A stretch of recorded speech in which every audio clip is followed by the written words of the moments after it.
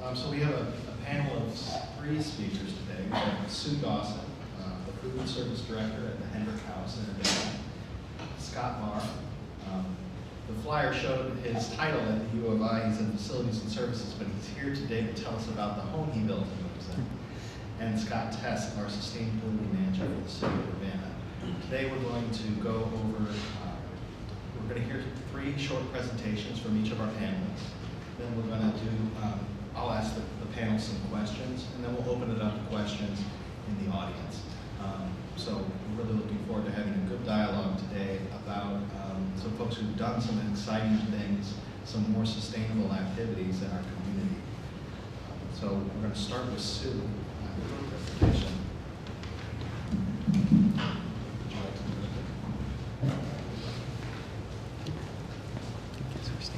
Good afternoon, everyone. Can you hear me okay? So. Great. As he said, I'm Sue Dawson. I am the Vice President of Food Service at Hendrick Dorms, Inc. I have been employed by them for about 25 years, and Hendrick House has been in existence for probably 75 years. Started in the 40s in a home on John Street. At the time it was called Always Home. And the Hendrick House family purchased the land where Hendrick House sits now in Urbana and built that building in the mid-1960s. Then in the mid-1980s, they built the West Tower and increased capacity there by, I think, 100 or 120 students. We have a capacity now at that facility of about 350 students in-house. We also provide food service for about 30 fraternities and sororities in campus and 4 major residence halls on campus, including Hendrick House, Newman Hall, Presby Hall, Armory House. We do food service for Yahoo employees at the Yahoo location. We provide their lunch every day for them. And we've done other business and industry catering. So just to give you an idea of the variety of things that we do. We recently also built a new kitchen, remodeled a facility in Urbana on Killarney that now serves as an auxiliary kitchen for us that we provide additional food service and catering events out of. In 2009, we decided that we needed to expand our seating areas, our dining areas, our kitchen space, our walk-ins, etc. at Hendrick House, and took on a project to do that, which then grew into adding some additional seating space, some additional office space, some new restroom facilities, grew into about, I think it was about probably $1 million project. And at the time, our owners, we have 3 owners, along with Betsy Hendrick, who many of you probably know. She's a Hendrick member, and then her brother and sister live in California and Ohio. And they were very interested in the LEED process and asked us to pursue that. We were working with Christine Chalafu, who now works with the Sustainability Department at the U of I believe. And she was an architect who worked with us along with Neil Strack and the Devonshire group of architects. And they were real excited about these opportunities, and Christine was, and she was a real part of the process that we went through. In looking at the LEED process, we decided that we were going to go for the gold status. And in looking at the elements that we needed to implement, along with the costs associated, that was going to be a good place for us to land. This is, it's kind of hard to see probably, but this is one of our new dining rooms. This was constructed over existing parking space, so there was really nothing there besides air. And you'll see some of our heating ducts up here. We installed geothermal heat in this new facility as part of this LEED process. They drilled, I think it was about 42 or 45 holes in the back parking lot to enable this process. And we installed solar tubes in the ceilings, and I'll show you some more pictures of that later on. Go the right direction. This is the actual serving area in our dining room. So we installed all new islands for service, The materials, so all of the materials in the serving area were made, like the counters were made with recycled materials. The carpeting in the dining areas were made with 100% recycled materials. These are lights that we install that only come on if it gets, dark enough in the facility that we need them. We do have a few little issues with this. Sometimes it gets a little too dark before they kick on, but overall it's been a really nice feature. In our dish room area, we installed Energy Star dishwasher, and this has been a really key part of I think our utility savings. And this is called a Salvador scrapper. Salvador is just the name, but it's a scrapper. And what it allows us to do, previously when we would wash dishes, we would just run through like over a traditional sink with a garbage disposal and just hose off the dishes, and the water would just run down the drain and be gone. With this scrapper, it's a little bit of both. So the dishes come in, the water comes in from the cold cycle, and it recirculates, and we just drop our dishes in it, and it takes off the food scraps. The food scraps go down the disposal, but the actual water is recirculated, so we're saving a ton of water in redoing that when we do the scrapping. Our new dishwasher saved us, I think, 1.5 gallons per load, and we probably do about 750 loads a day runs through the dish machine. We also implemented no cafeteria trays in the dining room about the same time. That sounds like a really small thing, but it really turned out to be a big thing. And I know the university's done this, residence halls all over campus have done it. If you think about it, 350 kids, 3 meals a day, each of them had a tray. You can wash about 8 to 10 trays on a rack at a time.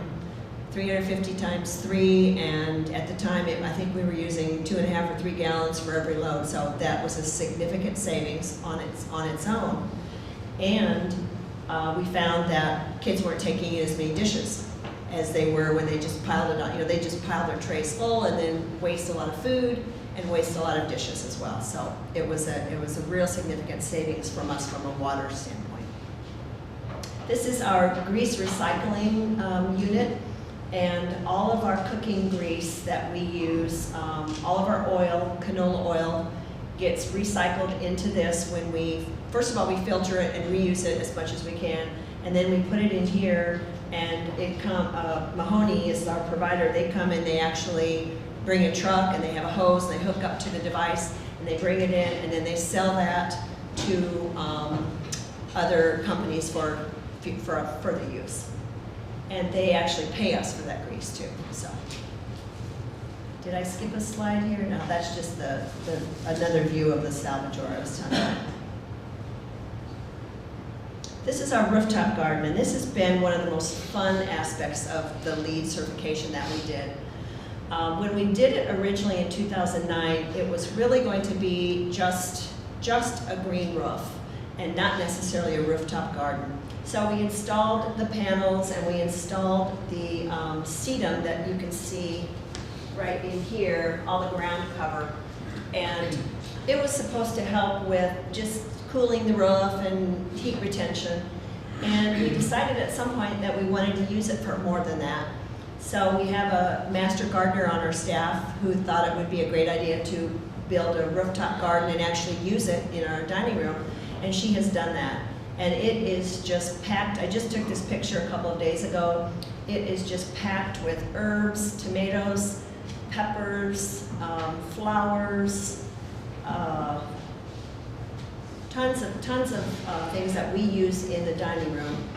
And it has really been a positive thing. We do lots of tours. People go up there and really enjoy it, and it's just been a surprise. It's amazing the things that we can grow up there that gardeners would have said we couldn't actually grow up there either. Tomatoes, we've grown watermelon up there, so some big plants that really grow in just very little dirt. So we've had a lot of fun with that. There's another view of the rooftop garden. In there you can see in the middle there is solar tubes, and there are several of them around the roof. I don't know if you can see it well enough, but there are, let's see if I can show you. like right here, there's one, and then there's one over here. And those shine the light down into the dining room that I showed you, where we built the dining room over the, where there was nothing there before. And it provides, I would say, most of our light during the daytime. We very rarely have to go in there and override it and turn on the lights. So a day like today, even, there's still a lot of bright light coming down for that. So we don't have to turn the lights on much at all during the day. There's another view of the solar tube up close. And you can also see the sedum that was planted originally. And it has really, really bloomed and blossomed with the addition of the rooftop gardening, because we're doing more watering up there. We have a water retention system that drains water and rain from the roof into a big tank in our basement. And it is used and recycled to water the roof, and it's also used for gray water needs around the facility too. Toilets. It seemed like there was something else. This is just the interior view of what those solar panels look like inside. And they're all over the dining room, and they really do provide a significant amount of light for our dining room during the daytime. Recycled carpet materials in the fabric of the chairs and the tables. One additional thing that we've done that's been a lot of fun is we have started a farm. And this doesn't really go back so much to the LEED certification process, but it has been a wonderful adventure in partnership with the university. One of our chefs went through the Beginning Farmer and Rancher program a couple of years ago, and it's kind of become a poster child for that program. Worked with the university, and we currently are farming 2 acres out at the Student Sustainable Farm. And that is right now providing tons and tons of tomatoes as we speak. They harvested 1,000 pounds of tomatoes yesterday, and they are doing that probably twice a week. And we figure we've projected 40,000 pounds of produce for the summer that we distribute and use at all of our locations around campus. Just another picture of our roast farm. Okay, let's see if there's anything that I missed. A few other things that we did as part of our LEED process, and then I'll close up, were elimination of all of our styrofoam, and we basically disabled the students from taking to-go containers. We don't allow that at all.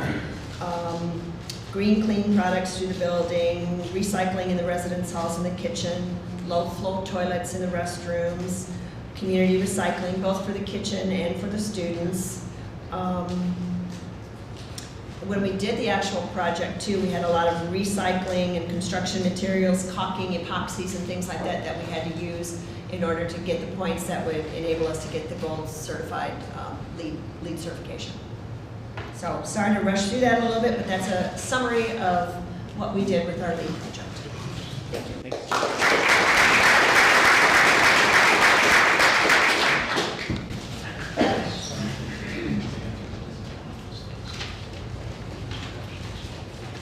Hi, my name's Scott Barr, and me and my wife, we decided to, we were looking for, to build like a small house, and my wife had this idea. We were originally, I was from Cincinnati, and she went to this project where they were kind of promoting green building, and when we moved here, we lived in an apartment, and then when we decided to build or buy a home, we started looking around, and we really didn't see anything we wanted, so then we decided to go with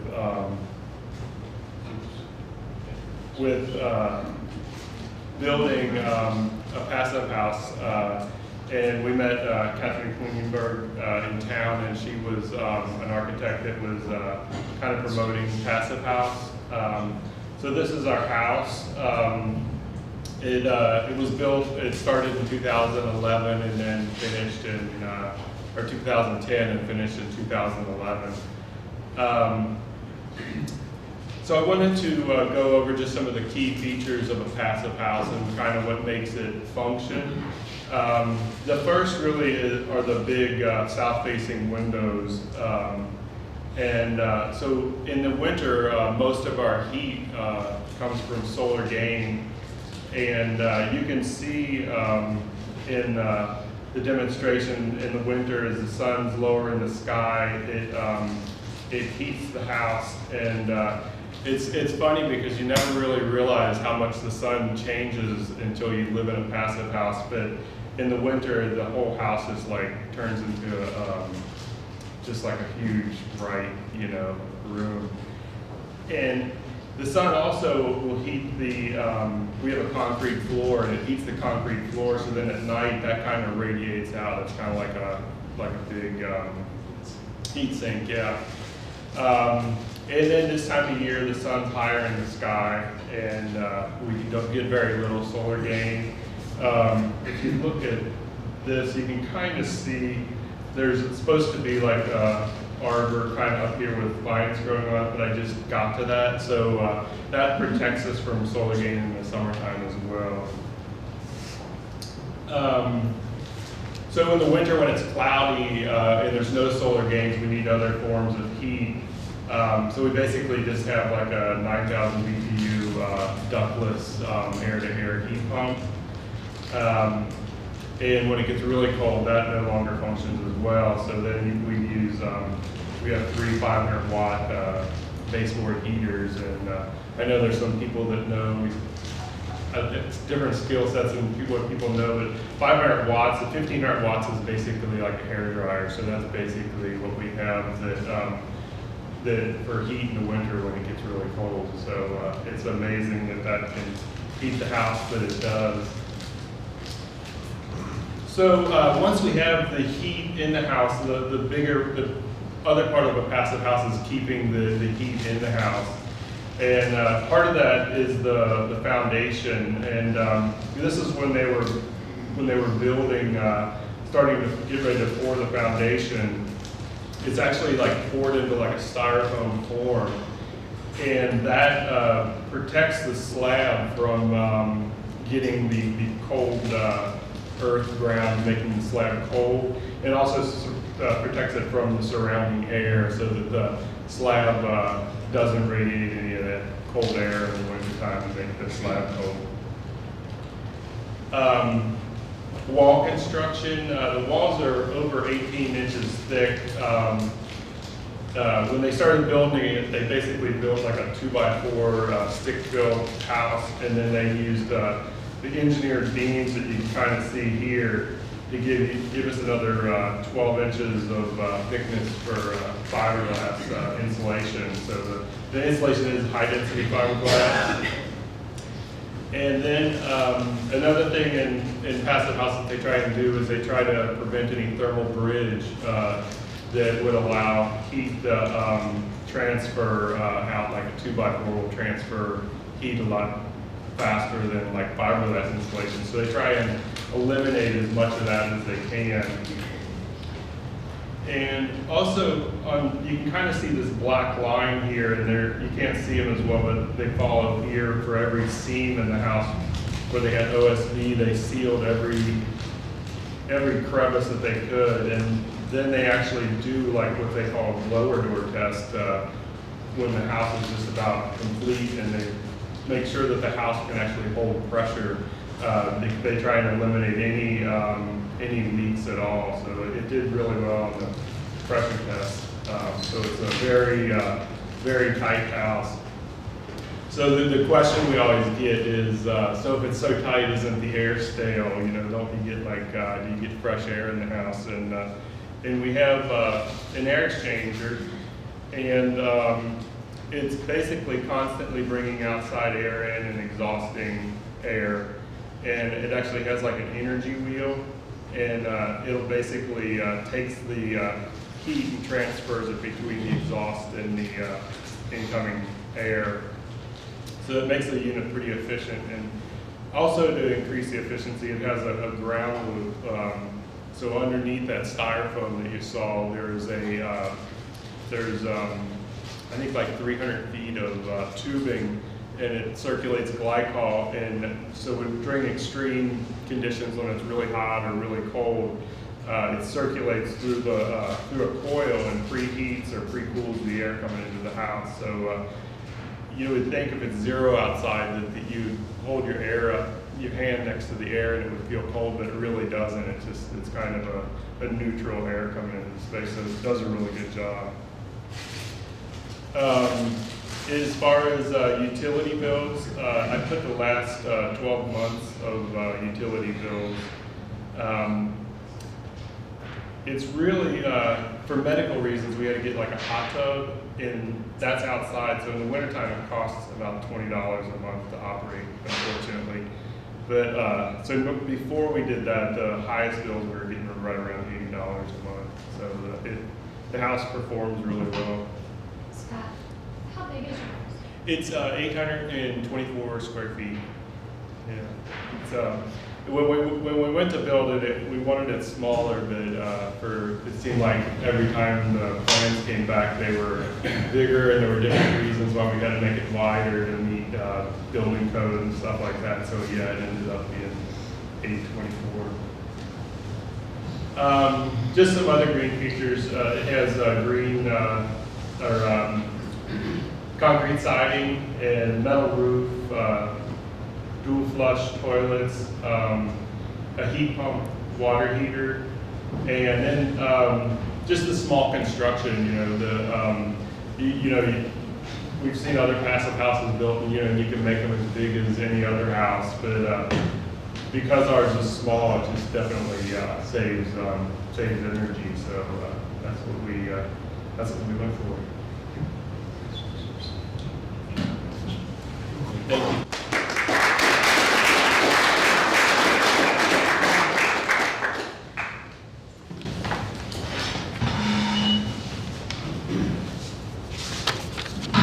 Hi, again, my name is Scott Tess. I'm the environmental manager for the city of Urbana, and I'm happy to talk to you all today about Energy Star.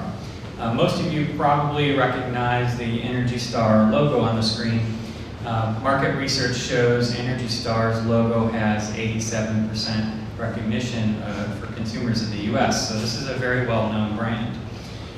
Energy Star is actually 3 separate programs run by the US EPA.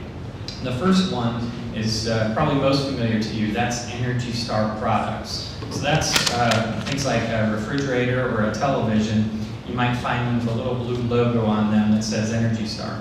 That label represents the products in that category that are the highest performers. So if you're looking for a refrigerator that's going to use less electricity than its competitors, you look for that label. The second program in Energy Star is for single-family residences, homes. And that's a lesser-known program, and a lot less visibility, and I was actually curious as to how much penetration we had for Energy Star homes in our region here. So I contacted the vendor who runs the program in Illinois, and it turns out there are 47 Energy Star homes in Champaign, 17 in Urbana, and 2 in Savoy. So I had no idea. It's actually more Energy Star homes than there is Energy Star commercial buildings, interestingly. And it's Energy Star commercial buildings that is the third part, and that's what I'm going to spend most of my time talking to you all about today. Energy Star commercial homes is available for both new and commercial buildings is available for both new and existing buildings. The pathways for each are basically identical. For new buildings, there is one additional voluntary step that you can take. So both programs, new and existing Energy Star buildings, utilize Energy Star Portfolio Manager. This is a web-based tool. It's free, and it allows building owners and managers to benchmark, track, and improve the energy use in their buildings. It takes just simple data, square footage, number of occupants, and your gas and electric consumption to create a profile for your building. And that creates a profile that's comparable, whether normalized and all that sort of thing, that's comparable to a national data set of buildings. And so you end up with an apples to apples comparison of how your building performs energy-wise to similar buildings around the country. Now, if your building turns out to perform in the top 25%, if that is to say, if you get a 75 out of 100 or higher in your Energy Star score, your building's Energy Star qualified. You can apply for Energy Star certification. And just like the television that has the little Energy Star logo, your building gets recognized with a plaque as one of the highest performers in the country. Now, the new buildings Energy Star program has one extra step which you may choose to take, don't have to. In the design phase, you can actually use Energy Star Portfolio Manager to input your design specifications, and it'll tell you beforehand, yeah, this building is probably going to score an 80 out of 100, or this building is going to score 60 out of 100. You need to do some extra design things, add some different mechanical systems, more insulation, whatever it might be, if you want it to get Energy Star certified. Now, in either case, you still have to construct your building and then input 12 months of energy data into Portfolio Manager if you want to finally get that Energy Star certification. So there's a really excellent tool that EnergyStar.gov has where you can actually map all the commercial Energy Star buildings anywhere you like. So here I've just mapped all of Illinois, and you can see the spread and the concentration of those buildings. Now, this is showing Energy Star buildings for 2014. And the reason it's only 2014 is Energy Star certification is only good for 1 year. Now, you can certify any 12 months that you like. You can go calendar year to calendar year, or you can go fiscal year to fiscal year. But whatever year you finish your 12 months of Energy Star data, building data, that's the year that your building gets certified. So if you go July 2013 to July 2014, your building gets Energy Star certified for 2014. Come next year, you have to submit a whole nother year's worth of real data, not model, but real data to get Energy Star certification for 2015. So in this way, everyone is competing against each other over and over again and driving continuous improvement. Now, what we did here locally was we took this really excellent tool, it's free, and we built a challenge on top of it. So the Urbana-Champaign Energy Star Challenge is a friendly competition to engage building owners and managers to benchmark, track, improve, and hopefully certify their buildings as Energy Star, the best performers in the country. So we're actually in our second round of this challenge, our second year. There's a lot of other cities that have run similar challenges. Sometimes they call them Energy Star, sometimes they call them Kilowatt Crackdown, different marketing. Our first year of this challenge, we had 68 buildings participate, 43 finished a baseline benchmark year and a challenge year, so they could see their improvement from one year to the next. 15 buildings reduced their energy use, and 4 buildings qualified for Energy Star certification. Now, to give you a little bit of context, is that good or bad in terms of participation? Other cities like Louisville, Seattle, Portland, they regularly have under 100 buildings participate, and we had 68. So if you think about it per capita wise, we had an extremely successful program. And so we're running another challenge year this year, and invite you all to participate. These are all of our partners that are also going to be asking you to participate. This is a screen capture of our leaderboard. As soon as you register or submit any of your documentation for our challenge, we put you up there so everybody can see where everybody else is. The website is ucenergychallenge.com. Simple sign up. You can go there this afternoon, or just give me a business card and I'll help you get signed up. If you need some reasons why to use Energy Star Portfolio Manager and join our challenge, the first one is all the buildings across the country, 250,000 buildings that are using Portfolio Manager, on average, are reducing energy use 7%. So it's driving improvement. Just knowing and keeping track of your energy use, it compels people to find ways to conserve. Second reason, conserve natural resources for future generations. That's my niece and nephews there. And then last reason is just to be part of the community challenge. It's fun and help you improve your building management. The map there is all of our participants from last year. We always say in our challenge that utility bills are a business cost, and you can't manage what you don't measure, so this is a great tool to help you measure. Thanks.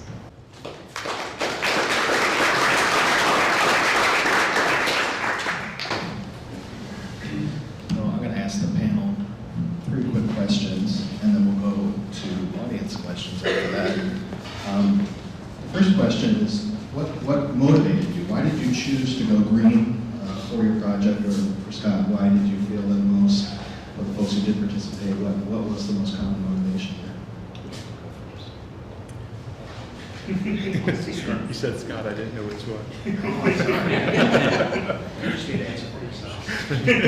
So my motivation for starting the Energy Star Challenge here locally was it's a program that can drive a lot of improvement in our buildings. It's good for reducing pollution. It's good for business competitiveness, and it didn't really cost anything for me to do. So, you know, the website was built by staff persons at the Regional Planning Commission, and then all the marketing and outreach is just kind of all staff time. So those are good reasons. Yeah, I think basically the environment, you know, we're just, you know, concerned, you know, over that. And so that's really what kind of piqued our interest. And yeah, we just, we think that, you know, a lot of times, especially the small part of our house, you know, it just seems like everything here is like huge compared to other countries. And that we can, you know, we can live in a smaller house and save energy. And you know, we're hoping that we can promote it, you know, so other people maybe think the same and can start doing similar things. So yeah. Our motivation had to do with the family that owns the business, the Hendrick family, and their commitments, really long-standing to sustainability, and then, as an aside, hopefully some energy savings that go along with the things that we implemented.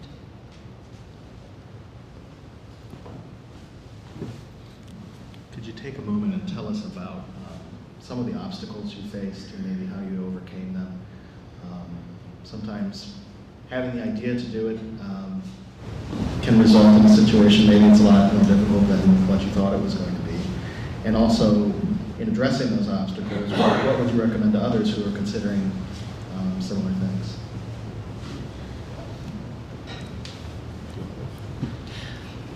Yeah, I think one of the biggest obstacles that we had was finding somebody that could actually do the construction of a passive house that's unique, and you have to have somebody that's willing to want to take that on. And also, as far as like passive house, some of the features that, well, really the only feature that's really unique to passive house is the windows. And so the windows, you know, we kept waiting and waiting for them, and it seemed like, you know, we waited for like 3 months for the windows, which seemed like an eternity when your house is just about built and it has no windows. So that was one of the biggest obstacles that we faced as far as the actual in-construction part. Costs were definitely an obstacle as we got into this project. We figured that we probably spent an additional $200,000 on the lead elements of this project, and even though the board was committed to that, the family was committed to it, actually making that investment and that dollar commitment and looking at the payback periods was a challenge. I'd say education of some of our contractors, like you mentioned, and finding people that could deal with whether it was the pervious concrete, the rooftop gardens, and the structures that go along with that, load capacities, the construction of the geothermal heating process. So there, you know, in 2009, there was not a lot of providers that were really well educated on this. So that was a challenge for us. And then the final challenge would be probably educating staff and that have to use some of these new products and new technologies and getting their buy-in, you know, from our food service staff to our housekeeping staff to our management staff as well. So when thinking about how to engage building owners and managers to utilize Portfolio Manager, we knew that the time it would take to create yet another online account and then enter in 12 months of utility bills to get your baseline was going to be a barrier for some folks. So what we did was worked with students and trained them to create accounts and set up profiles and enter utility bills for buildings, and then kind of hand the keys off to them and let them run with it. And we're still doing that. That's still available. We also knew that we'd have to reach people with this appeal to get engaged with the challenge. And we did all the traditional things, press release, website, Facebook, all that kind of thing. But in the end, after looking at everyone who actually joined the challenge, every single building was someone that one of the sponsors or partners personally talked to, either face-to-face or on the phone.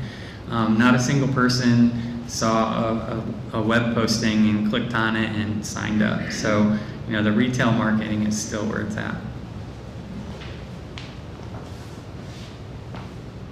And then what has been the most rewarding aspect of your decision to do this? Has it been livability, customers, do they comment, are you experiencing savings, are you getting recognition? Tell us a little about looking back at that decision.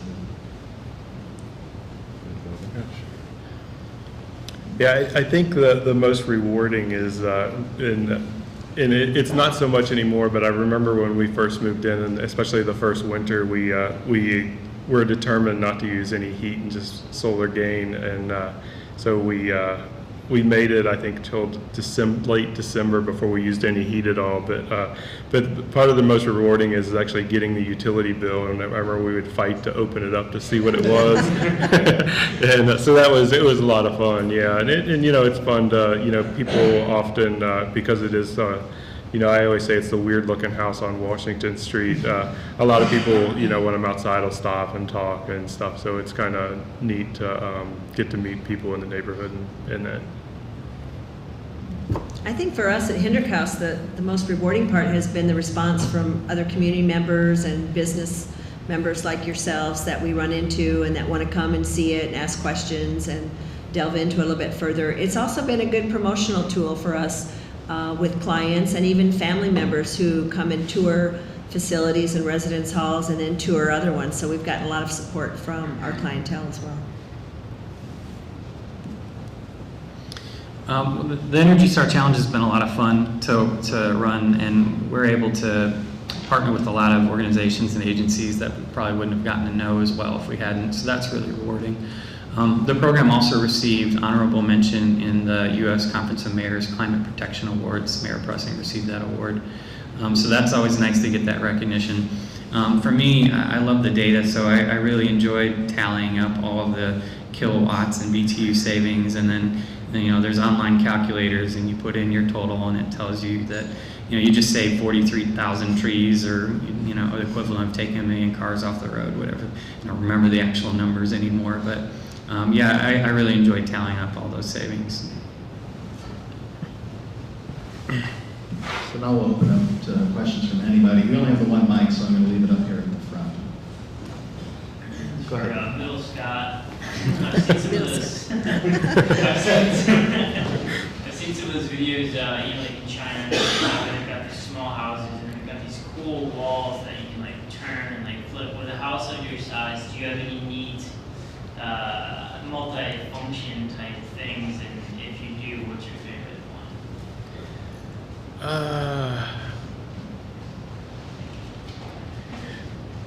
I think the probably the favorite one is really the bedroom, because the bedroom is small and there's basically just a bed in there, and then the rest is closet. So I don't, I'm not one that likes a lot of clutter and stuff. So just that, that clean space, and you close the closet doors, and then there's just a bed left. So I like that, yeah.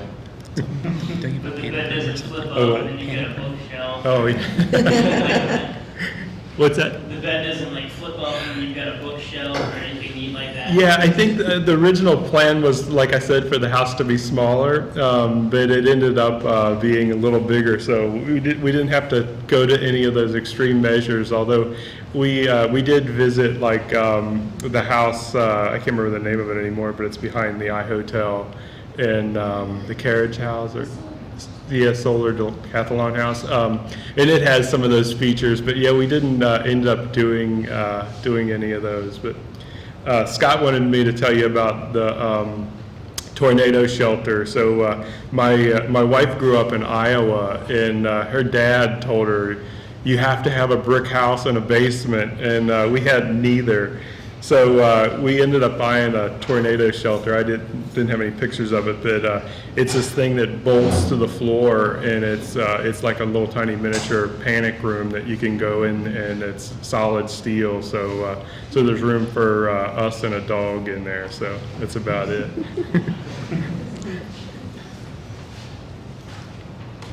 Questions?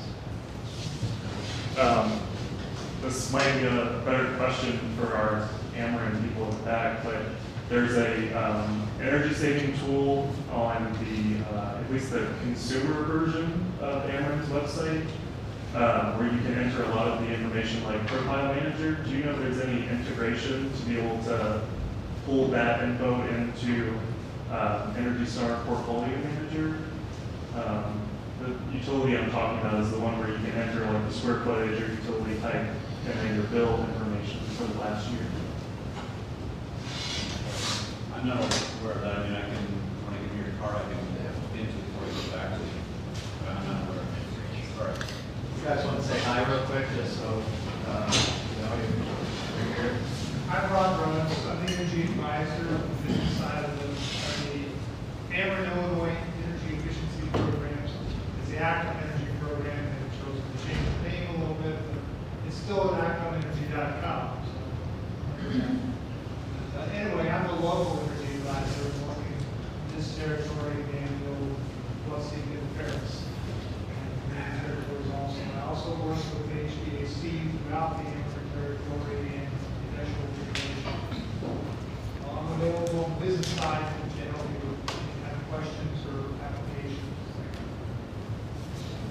Yeah, all the applications that we're all discussing, not all, many of them also are eligible for incentives with Act on Energy, whether you're looking at residential or commercial. So always call them early in your process and take advantage of that.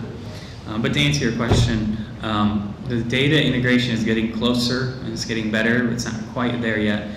On the residential side on Ameren's website, you can, there are some ways you can export your data, and then you can import that into Portfolio Manager, except the Portfolio Manager is for commercial buildings, so that doesn't really work out. There is a possibility of data integration, and some utilities are doing that, so we'll just keep working on it. Let me interject. This is John Benjamin from our marketing department. Real quick, we're offering a free $4 bills. You guys would like to grab some. There's a flyer back on the table. Just log on to our website, actionenergy.com. Get 4 free CFLs for your business, as well as get 25% off CFLs on our site. So it's a good way to start reducing energy and get involved in Scott's Energy Star Challenge. So, thanks.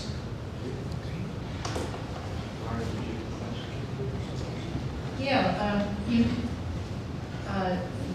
Scott, I both mentioned one of your biggest challenges was finding providers and finding people with the right education. So I'd be curious to hear a little bit about how you overcame that challenge, and also a little bit about, did you just sort of have to be kind of your own general contractor and pull all the pieces together, or were there resources for somebody to kind of help bring all the different parties, all the full team together?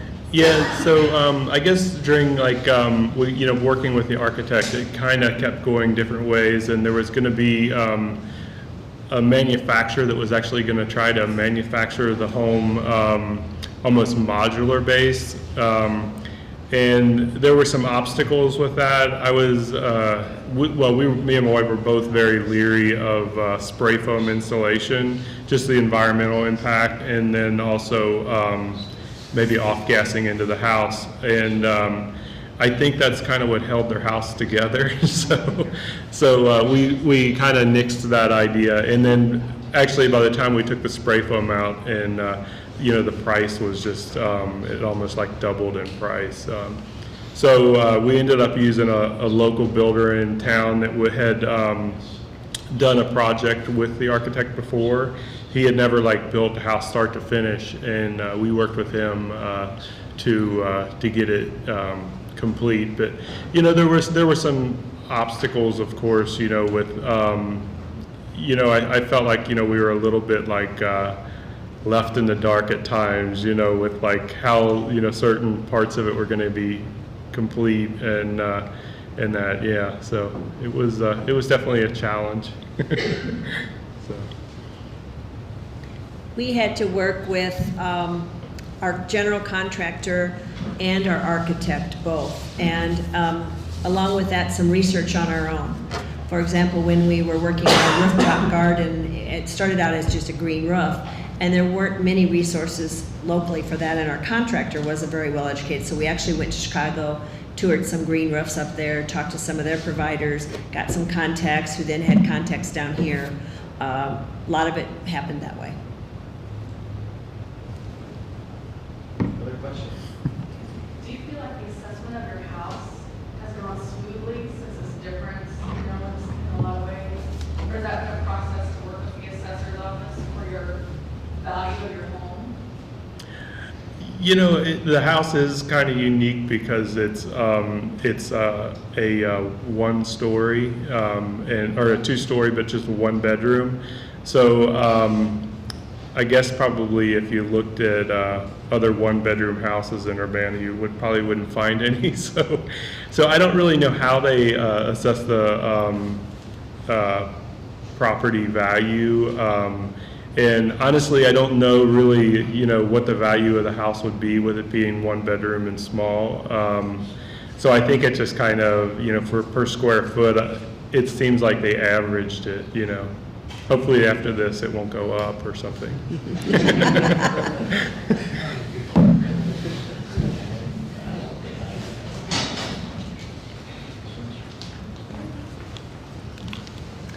Thank you all for coming.